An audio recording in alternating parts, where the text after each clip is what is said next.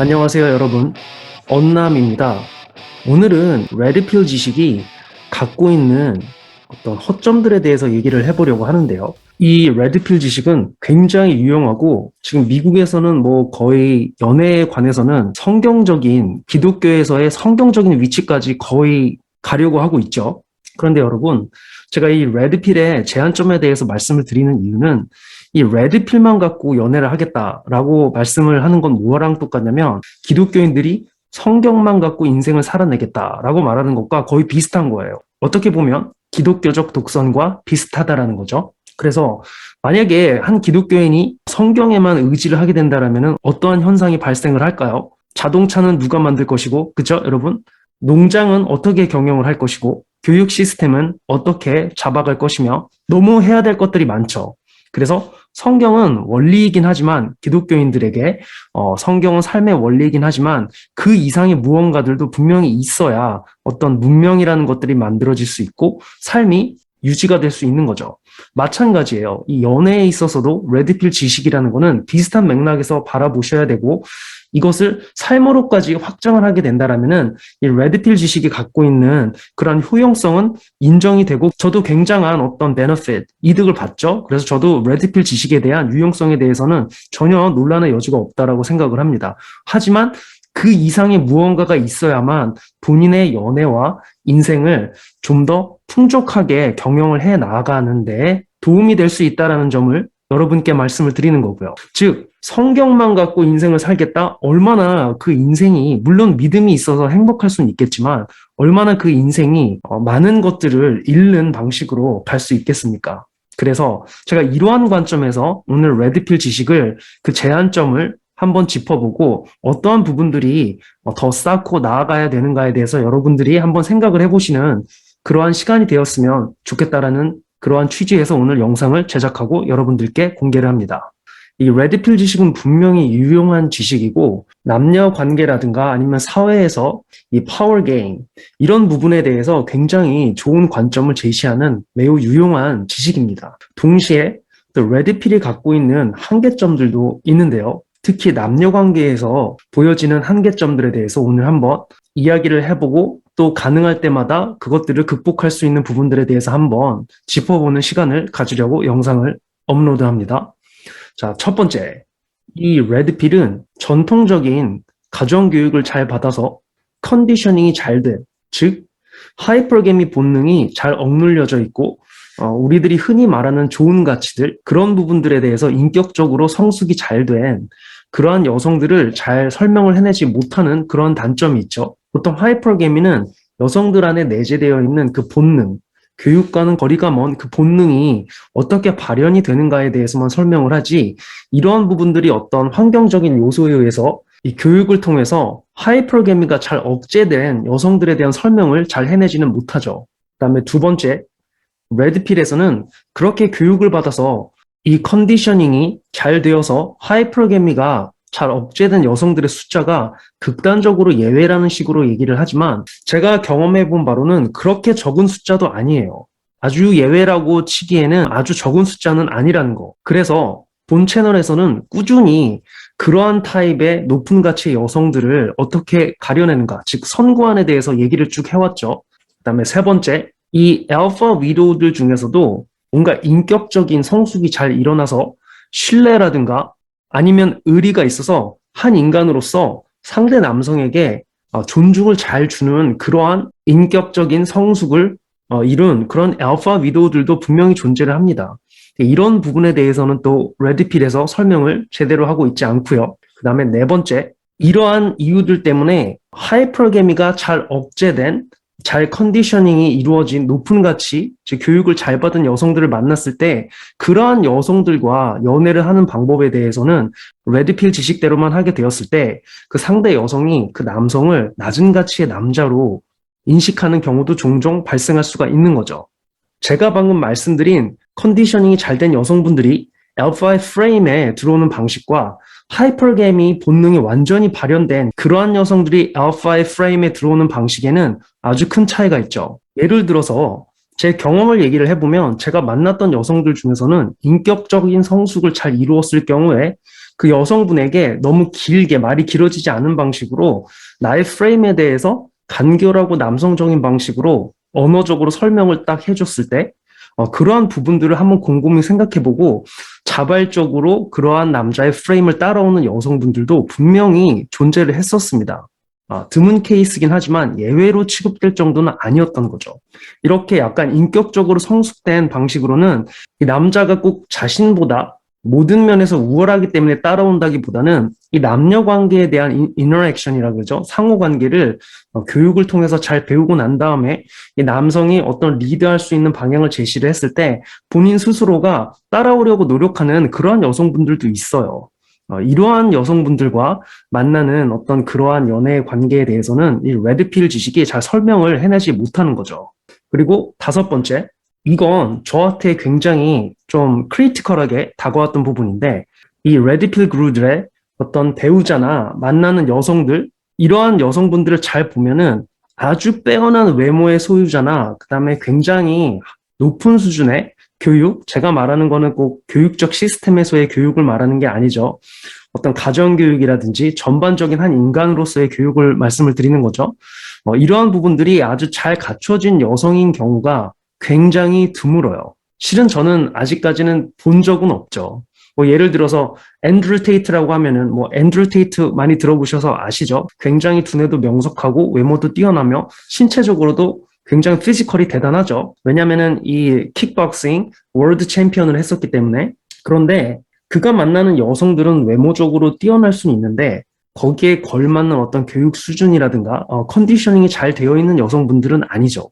또 혹은 롤러 토마스의 배우자분을 보면 제가 이 배우자분에 대해서 뭐라는 게 아니라 레드필 그루라고 말하는 어떤 그런 수준에서 봤을 때에는 아주 막 다른 남자들이 와 할 정도의 그러한 미인은 아닌 거죠. 또는 이 외에도 이 룰 제로, 이 멤버들의 만나는 여성분들을 보게 되었을 때 그렇게 엄청난 미인은 거의 없거나 아니면은 그 레드필 그루들도 시청자들이나 아니면 대중에게 본인의 여성들에 대해서 잘 보여주진 않는데 이렇게 약간 리크트 됐다 그러죠. 좀 흘려진 정보나 사진들을 보면 이렇게 와 미인이다 라는 정도의 그런 여성분들을 만나는 경우는 그렇게 많지는 않아요. 보통 제가 느끼기에는 한 6에서 6 정도 어라운드 외모를 0에서 10으로 나눴을 때 한 6 정도 되는 여성분들이 많은 경우도 많고요.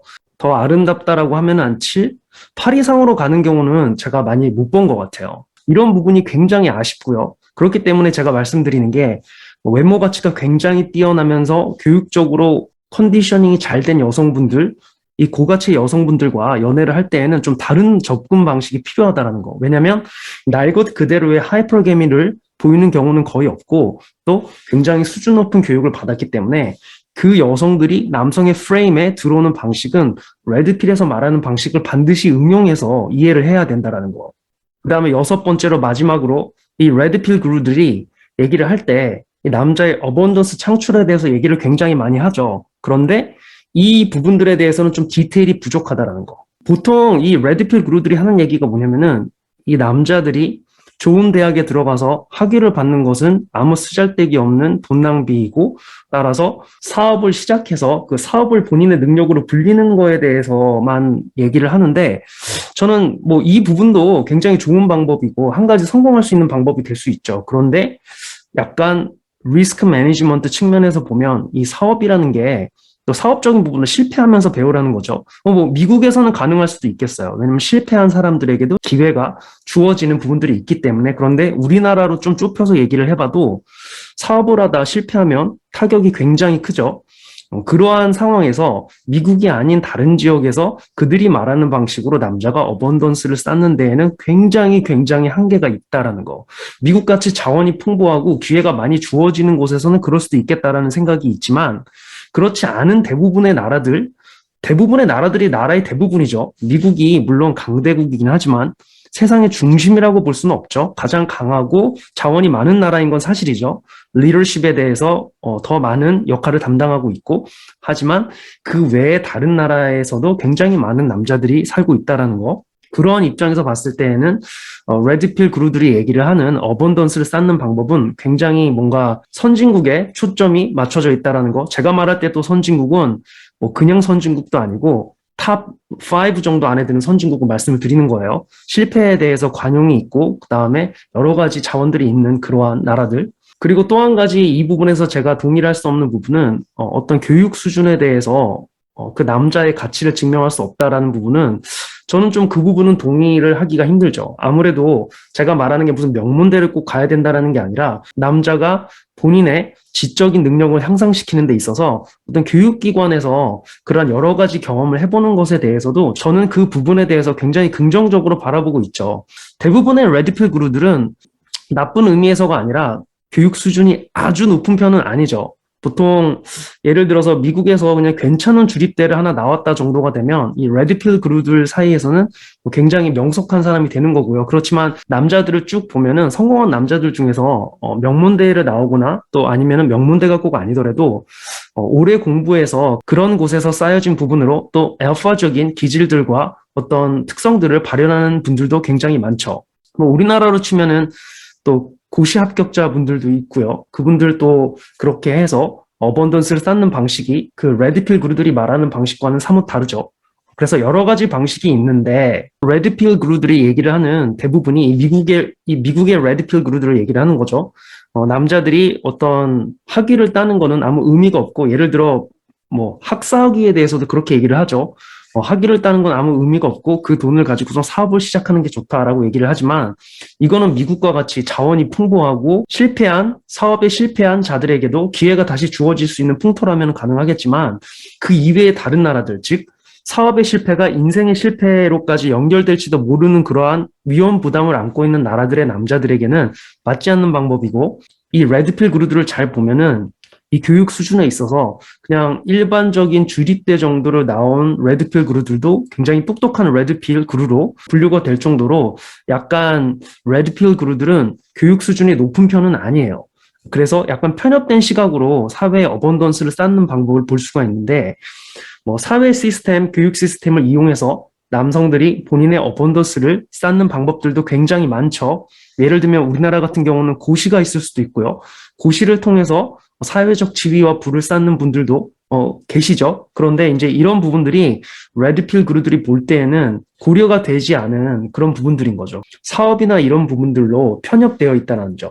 그래서 이 레드필 그루들의 양력을 좀 보면은 학력이나 이런 사항들이 뚜렷하진 않아요. 그런 부분에 대해서는 본인들이 이루어냈던 부분이 많은 건 아닌 거죠. 물론 인간이라서 본인이 하지 않은 부분보다는 본인이 해서 성공한 부분에 대해서 강조하는 부분은 있지만 그렇다고 해서 그 반대편에서 이룰 수 있는 어번던스의 어떤 그런 방향들을 아무 의미가 없다라든가 아니면은 그냥 waste of money and time이라는 식으로 얘기하는 건 좀 무리가 있다라고 저는 생각을 하는 거죠. 이러한 이유로 저도 레드필 지식을 접한 지 굉장히 오래되었지만 뭐 거의 시작과 함께 알기 시작을 했죠. 그러한 기간이 있지만 저는 또 제 방식대로 이 레드필 지식을 갖고 있는 상태로도 제 인생에 맞는 부분 그리고 최대한 객관화를 해서 여러 가지 상황에 적용이 될 수 있는 방식으로 또 저만의 체계를 계속 경험과 체계를 만들어 왔다는 점. 이 객관화시키는 과정이 굉장히 중요하죠, 지식을. 그래야 여러 사람들이 또 공유할 수 있는 지식이 되는 거고요. 제가 여러분들에게도 말씀을 드리는 게 보시면 아시겠지만 제 영상에서 레드필이라는 단어를 자주 언급하지는 않아요. 그 이유는 여러분들이 이 레드필에 너무 국한이 되어서 좁은 시각으로 세상을 보시지 않으셨으면 하는 그런 바람이 있고요. 이 레드필 지식은 남자가 인생에서 최악의 경우를 피하는 어떤 그러한 지식으로서는 굉장히 유용하죠. 예를 들어 인격적 성숙이 이루어지지 않은 알파 미도에게 설거지 같은 결혼을 하게 된다라든가 어차피 나에게 genuine desire를 줄 수 없는 여성에게 매달리면서 본인의 자원이 계속 뺏긴다라든가 이런 식의 최악의 경우를 막는 그러한 것들을 알아낼 수 있는 지식으로서는 굉장히 좋은 거죠. 즉 risk management, 위험 관리적인 요소로서는 그러한 지식으로서는 굉장히 유용하지만 본인이 무언가를 쌓아가고 앞으로 나아가는 그런 부분에 대해서는 뭔가 레드필 지식 이상의 무언가가 각자 개인 남자들에게 필요하다라는 거. 그러한 필요성에 있어서 제가 가이드가 되었으면 하는 마음으로 이 채널을 만든 여러 가지 이유들 중에 하나가 되었던 거고요. 그렇다고 여러분, 제가 레드필이 아무런 효용이 없다라는 말씀을 드리는 게 아니라 레드필 지식은 굉장히 유용하고 알고 있으면 분명히 남자 인생에 도움이 되는 지식입니다. 그러나 남자가 그 이상의 알파로서의 알파 라이프 스타일을 추구하는 남자라면은 그것 이상의 무언가가 필요하다라는 거. 그래서 다른 레드필 지식을 접하고 있는 남자를 만났을 때 같은 지식만 공유하게 되는 게 아니라 무언가 그 이상의 것들을 나눌 수 있는 그러한 남자들이 되어야 한다라는 거. 그래야 이 블랙필로 빠질 수 있는 길에서 좀 벗어날 수가 있는 거죠. 오늘은 여러분 레드필 지식에 대한 몇 가지 제한점들에 대해서 이야기를 나눠봤고요.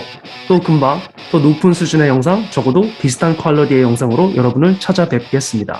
감사합니다.